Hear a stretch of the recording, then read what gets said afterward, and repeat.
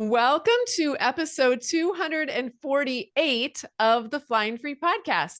Today, we have someone who's been on the podcast in the past, and she is a long time. We've known each other for several years now. Her name is Rebecca Davis, and she is the author of the Untwisting Scriptures series of books designed to help those who have experienced spiritual abuse get to know the true heart of God, which I'm so grateful for because there is so much spiritual abuse and twisting of the Bible in order to manipulate people to really stay stuck in abusive environments and abusive relationships. So Rebecca was on the podcast a couple of years ago, and you can hear, if you like this one, you can hear her on episode 110, where she talks about her book called Untwisting the Bible on Authority and Patriarchy. Yes, actually, Untwisting Scriptures. Yes, Untwisting Scriptures. The podcast episode is called Untwisting the Bible. Okay, so why don't you tell us, first of all, welcome, Rebecca. Thank you. It's good to be here. All right, so this one is going to be about your newest book, but I think we missed a couple of books in there between the last episode that you came on and this one. So why don't you just tell us about the whole series of books so that they can know, what that's all about. I would be glad to. I think I had the privilege of being Natalie's very first Facebook Live, and we couldn't get our microphones to work. So we ended up being on the phone with each other. Yes, I remember that. Back in 2017. And that was fun times. All right. So I have 5 books in the Untwisting Scriptures series now, and they address various topics about twisted scriptures in the Bible according to topic. And this most recent one that just came out in September of 2023 is addressing the topic of brokenness and suffering. The others, number 4, addressed righteousness and wickedness, but it had a long subtitle that I can't remember, about sin leveling and wolves and things like that. And then the third one was about your words and your emotions. The second half that addresses the emotions, I feel like that's one of the most important things I've written because of how people are told to shut down their emotions. So I really went deep into some of what we think of as negative emotions, fear especially. I spent several chapters on fear because there are different kinds of fear. And so I consider that one to be very important. And number 2, I talked with Natalie about patriarchy and authority. So important to people coming out of the patriarchal environment. And I specify, and you'll hear that on the other podcast, but I specify the biblical patriarchy movement, not just some general term, but that particular movement. It was like a subset of the homeschooling movement. And then the first one, of course, back in 2016, that addressed bitterness and rights and taking up offenses. So that's the whole set, working my way backwards from it. Okay, so I'm curious, do you have other ideas for future ones? Always. Okay. My daughter said to me, Mama, how many of these books are you going to write? And I said, I could probably do a dozen. I said, at that time, I had written 3, and I said, I'll probably stop at 5, but I have another one in my head already. So I might stop at 7. That seems like a good set, but we'll see. We'll just see how it goes. 7, that's kind of a biblical number. So maybe. There you go. Okay, I think this is amazing. So today, though, we're going to talk about brokenness and suffering. So this book is Untwisting Scriptures on Brokenness and Suffering. Is that right? Yes, the full title is Untwisting Scriptures to Find Freedom and Joy in Jesus Christ, with the subtitle Book 5, Brokenness and Suffering. And there it is, right there. Nice. Yes. Okay, so let's dig in and talk about this book. So, and I hope that everyone is really excited about hearing more after we have discussed it. So tell us how the concept of brokenness is presented in today's version of Christianity, and how does that affect people who are in abusive relationships or even in abusive environments? Mm-hmm. Well, years ago, Nancy Lee DeMoss preached a sermon. I don't think she would call it a sermon, but it looked like a sermon to me, on brokenness back in the 90s. And as far as I could tell, that's where this modern emphasis on brokenness started. Because, I like to look and see, well, if there's a a scripture that I believe is twisted, a teaching that I believe is twisted. Where did it start? And that's where I think it started. And so one of the chapters is devoted to Nancy Lee DeMoss and her teaching on, she's Nancy DeMoss Wolgemuth now, her teaching on brokenness. So the bottom line of what the Bible, what people teach about it is that we are all broken, or we're all supposed to be broken, that brokenness and humility are the same thing, except brokenness is even better. So we're going to talk about brokenness more than we're going to talk about humility.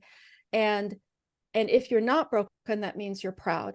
So the way that gets translated, and I'm sure everybody listening knows what I'm talking about, at least has a sense for it.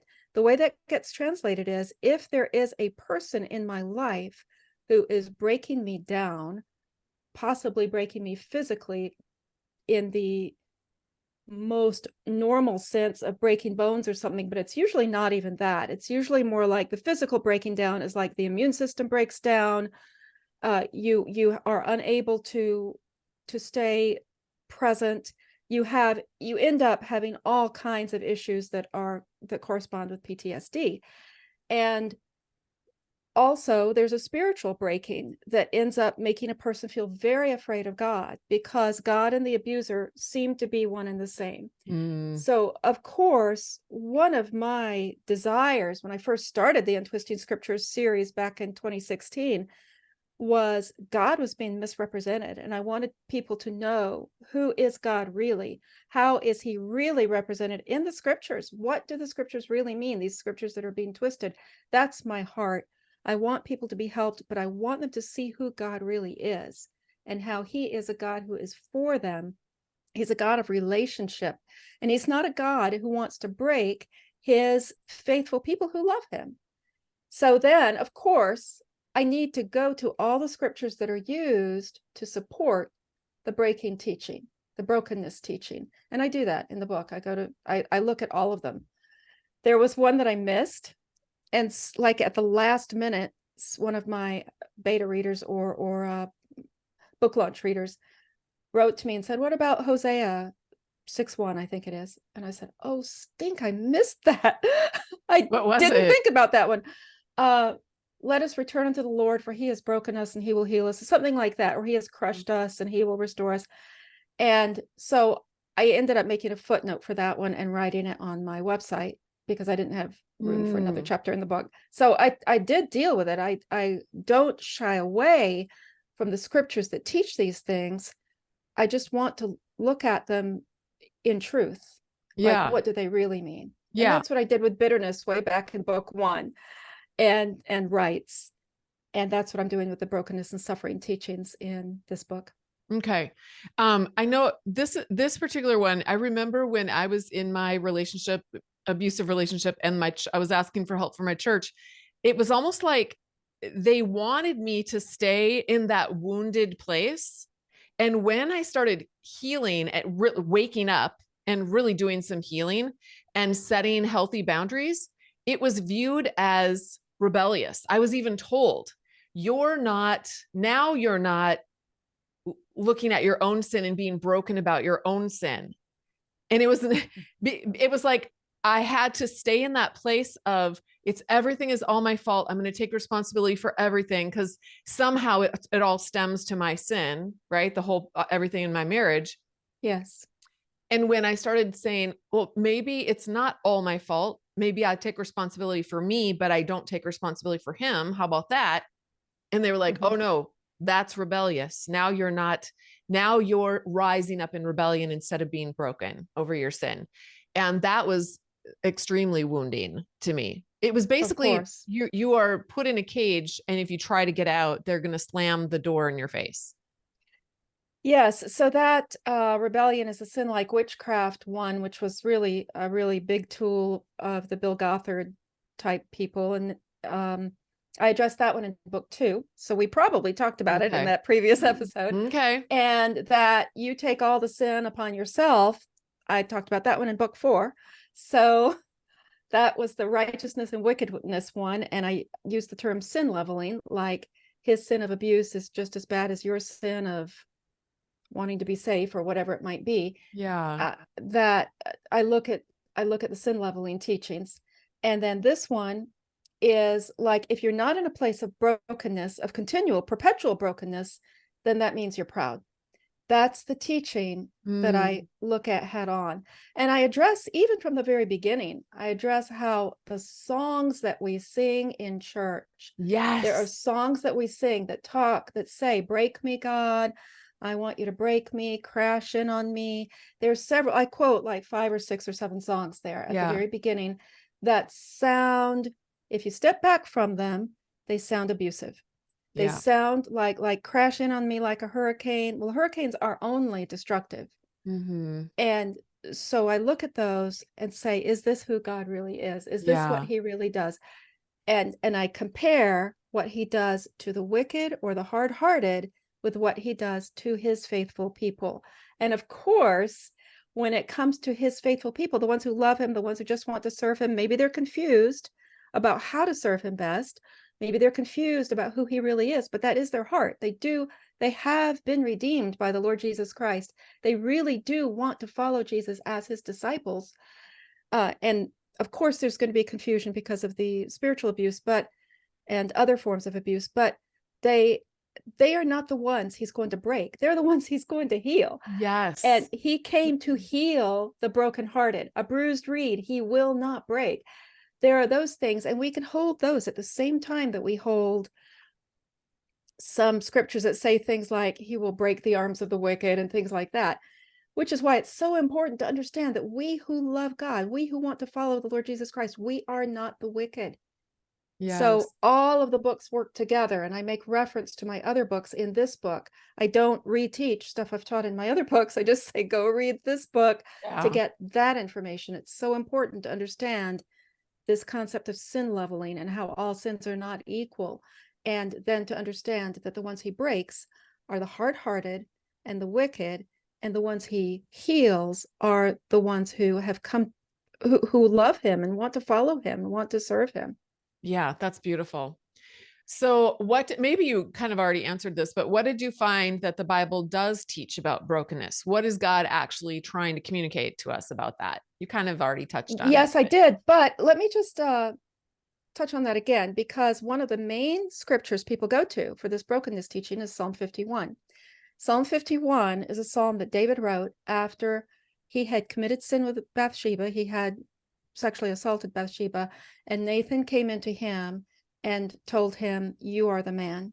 You are the one who committed this sin. Now, I would imagine most of your listeners are familiar with the story behind Psalm 51, but David then turned to the Lord. He repented of his sin, turned to the Lord, and he wrote Psalm 51. And in Psalm 51, he mentions broken bones, a broken heart, a broken spirit. And I say, all right, let's look at that, because those scriptures are applied to us. Like, we're supposed to have a broken spirit all the time. And if we don't, then we're not humble like David. And I walk through that story. David was hard-hearted. He had become very hard-hearted, not going out to war the way kings were supposed to do at the time, lusting after Bathsheba, bringing Bathsheba in, covering her pregnancy, committing murder of her husband. And then finally, the Lord broke his heart over his sin. And his breaking wasn't this PTSD type of breaking. It was a breaking over his sin. He was broken over the really blatant sin that Nathan was pointing out. And I show how the people who pray, Lord, break me, are the soft-hearted ones. They are not the ones who need to be broken. It's the people who would never pray, Lord, break me, who are the ones who need to be broken. So that's one of the things I expound on or walk through in, I think it's chapter 1. Yes. Okay. So in chapter 3 of your book, you compare what some Christians believe about suffering to karma. So tell us Yes. about that. Yes. So somebody wrote to me a question. I often get questions from my readers.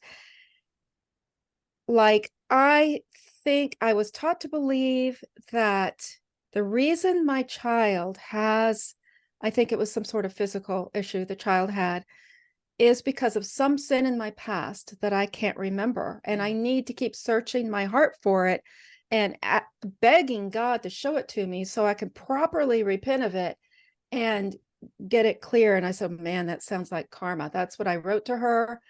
And I then wrote about it, that Christians can take on this attitude like, you'd better keep searching your heart, searching your heart. The reason something bad is happening is because, well, I kind of want to say because God is like a gumball machine. And if you put in the penny or the quarter, you're supposed to get out a gumball. And when it's not working, you must think, I must have put in something wrong. I must have put in a nickel instead of a quarter. I must have put in a slug coin. Or, I told somebody the other day, well, somebody's coming to our Bible study because they think the gumball machine God isn't working very well, and they want to find something different. So That's funny. Thank goodness they're looking for, the truth. yeah, so it's like quarter in, quarter out. Yeah. That karma works like, if you did something bad in your past life, then something bad's going to happen in this life. And if other people see you suffering that bad thing in this life, well, it's because it's just what you deserve from that past life. And I said, Christians act the same way, except of course we don't believe in past lives, so it's all in this life. You must have done something bad in the past, so that must be why this is happening. Just like Job's friends. And that will squelch compassion in the Christian life, in the Christian church, if we don't explode that teaching and show how unbiblical and wrong it is. Yeah. Well, there was a situation even in the Gospels where they brought a blind person to Jesus. I think it was a blind person. And yeah, that's in chapter 3. Yeah. That okay. is it. That's in that chapter. Yes. Yeah. Okay.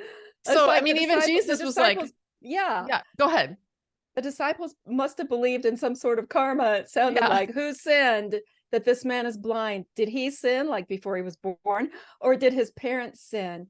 And Jesus said, that's not what this is about at all. Like, you are totally off the mark. Yeah. And I think if we can come to others with compassion and say, some things in life just really stink, and we don't have to have an explanation for why it happened. It can be because I would use the term broken when I talk about our world. Our world is broken in a lot of ways, and we are suffering because of that brokenness in the world.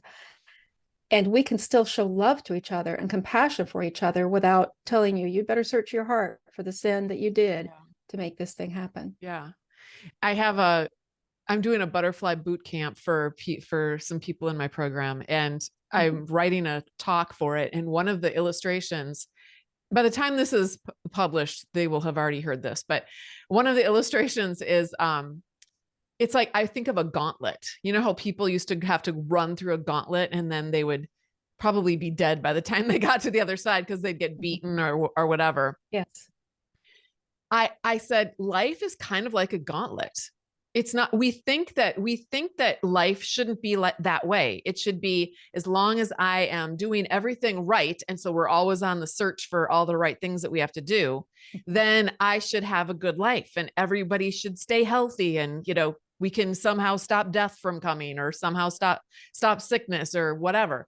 And that's not the gig. The gig is that we have to run through this gauntlet of this world. And our challenge is, what will we do? How will we show up for our life while we're in the middle of that gauntlet? How, when we get to the end of it, how will we have changed the world in some small way, and by changing ourselves as we go through it? But as you walk through the gauntlet, you're going to experience all the horrible things. And Jesus promised that when you walk through those waters, or when you walk through those fires, he's going to be with us. That's the promise. Yes. That's the promise. Yeah. Yes, absolutely. That is so beautiful. Yes, this life is full of suffering. And that is something that I believe is really important for, I want to say, the Western church to understand, because people in other countries, they know life is full of suffering. Yes. They don't have any question about it. But it's like, for some reason, I'm sure that the reason has been because of prosperity. Yeah. Our culture has been a culture of prosperity. And so if people didn't prosper, then it must be their fault. And maybe sometimes it was, maybe sometimes people were lazy or something. But when there is suffering, it's like the church, the Western church especially, needs to get their minds into gear. There is suffering in this life. I need to show up for people. And that's actually what the last chapter of this book is. It's called an invitation. The Lord has a greater capacity waiting for you. And I invite people to walk into suffering with others, to be the compassionate witness, to be the one to walk alongside them, to be the one to listen to them when their stories are just so difficult, when their stories cause them to experience secondary trauma, even. To be the one to just be there in their grief, to be there and believe them and validate them, and to help them in practical ways. There's just so much we can do for each other. Yeah. Yeah. Okay. Well, let's go back a little bit now. That's a great ending. We could just end the podcast right there, but there's a couple more things we want to talk about. First of all, you said you wrote 2 chapters worth where you talked about the victim mentality. And that's something that yes. I love to talk about that. So tell me what your bottom line synopsis of that is. Well, I've got to shout out for John MacArthur, because he was the focus of chapter 6 because of the really terrible things he said about victims. And the word victim even. So I stepped back from, and I have lots of John MacArthur quotes in there, plus footnotes, so you can go listen to the sermons yourself and make sure I'm not taking them out of context. But the definition of the word victim, I mean, it's a real word with a real definition. Like if a person has been robbed, they are a victim of robbery. That's how the word is used. That's how the word is appropriately used. For some reason, it has become a no-no in the Christian world. Like if you're a victim of rape, or if you're a victim of abuse, you're not allowed to use that word. Yeah. Because then you have the victim mentality. So chapter 6 is mainly walking through what does victim really mean, how John MacArthur is using this, what he's saying about victims, and a response, a lengthy response from a friend of mine who was a child sex trafficking survivor. And then chapter 7 addresses, is there a time when the term victim mentality is legitimate? So I walk through all of those and coming down to, yes, I do believe there is a time when it's legitimate. And it's when a person believes that everything that's going on in their lives right now is somebody else's fault. That is what I would say is a victim mentality that's unhealthy for that person, unhealthy for everybody around them, and it needs to change. Yep.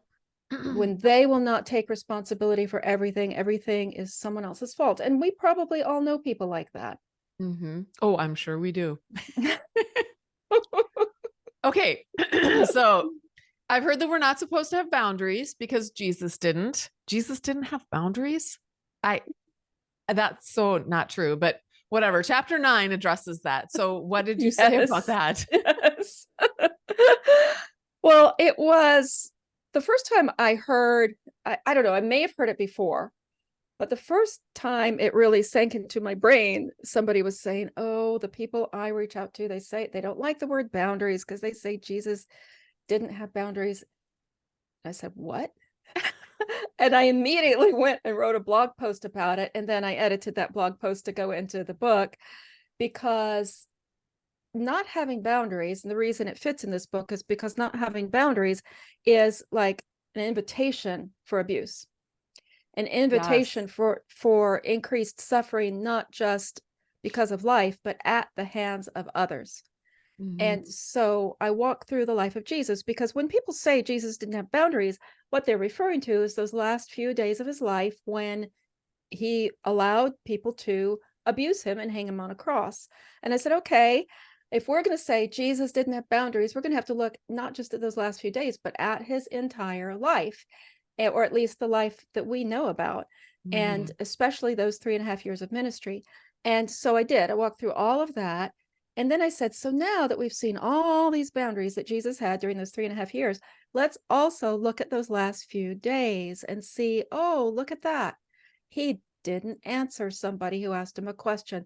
That was a type of boundary right there. He did allow people to beat him, mock him, hang him on a cross, but the purpose was for our salvation. We are not the saviors. We cannot bring salvation to anyone.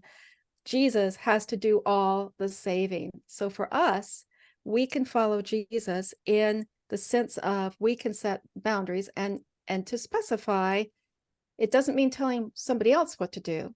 It means saying, this is how I'm going to respond when you do whatever you're going to do. Mm-hmm. Setting boundaries is about our response. Yeah. So Yeah. I gave examples from my own life and then from the lives of others, especially Jesus. Well, it sounds like this is another book that's jam packed. And I have noticed that they are kind of all intertwined. It's this, and I think this is so important because abuse is very intertwined too and it's complex. There's layers and layers. And if, as Christians looking at it, if we want to find out what God has to teach us about it and how to respond in these relationships, we're going to have to be able to understand what the Bible is actually saying and not all of the abusive twisting. I love that word, twisting of the Bible, Yes. that's Yes. meant to keep people really in bondage and is an adversarial tactic. It is not from Jesus Christ. Oh, absolutely. And it puts God way up there as a frowning and potentially abusive, Yes. angry deity that you Yep. can never please. Yep. Because you're never doing enough. Yep. You're never doing it right. And it's just horrible. Yeah. And if you think about the adversary, what his main goal is to slander God, is to say what is not true about God. Yes. Is Yes. God really like that? Did God really? He's trying to put that question into our minds and undermine who God is, so that we are blinded and can't experience God and his love for what it is. And it is terrible. So your work is so important. That's my passion. Yeah. Let people know this is actually good news, my friends. You know, it's called the gospel. It is called good news. And for many people, they're saying, where's the good news again? And I want to say, look, this is really, really good news. Yeah. That this thing that they've said forever, that you just grew up believing, it was in the air you breathed. It really isn't true. It really isn't who God is. Yeah. And you can walk into the freedom of who he really is and learn to love him, not because you're forced to, which of course isn't really love, but because you're just so delighted in him, because you find then in Jesus Christ, he's delighted in you. It's just a beautiful, beautiful thing. Yes. Beautiful relationship. Okay. And the more I was going to say, the more I study these things, it's 5 books by now, the more I see that relationship is at the core of all of it. Yes. Okay. So on your website, you have a free mini guide. This is for people who are like, I can't read the Bible. I hear a lot of people say that. Women will say, I can't read the Bible. I have felt like that and taken a break from the Bible. And I used to love the Bible. So, but you have a free mini guide on how to enjoy the Bible again. And tell us where they can get that download, first of all. Yes, thank you. I have a lot of different offerings. And if you go to RebeccaDavisinfo.com, for those of you looking at the video that is on my screen, and you can go there to find the various offerings that I have. And the free mini guide is right there. You can click on that and get it to download right to your email. It's called How to Enjoy the Bible Again After Spiritual Abuse Without Feeling Guilty or Getting Triggered Out of Your Mind. Oh, nice. Okay. So that's Rebecca Davis info, info.com. So don't just go to RebeccaDavis.com. You have to go to RebeccaDavisinfo.com. Okay. Where can they get your book? My books are on and Amazon, all your books. But if you go to that link, RebeccaDavisinfo.com, that will lead you to my books as well as some other things that I do, because I'm also a book coach for people who want to write their nonfiction book. And I would love to work with people who love Jesus and want to write a book to help others. So that information is there too. And you've done a lot of that, so you have a lot of experience with it. Yes, I've done a lot of books, and I've written over 20 books and a lot of book coaching as well. Yes. Wow, that's amazing. All right. Well, that's all we have for you. Thank you so much for joining us. I am so glad to be here. Thank you so much, Natalie.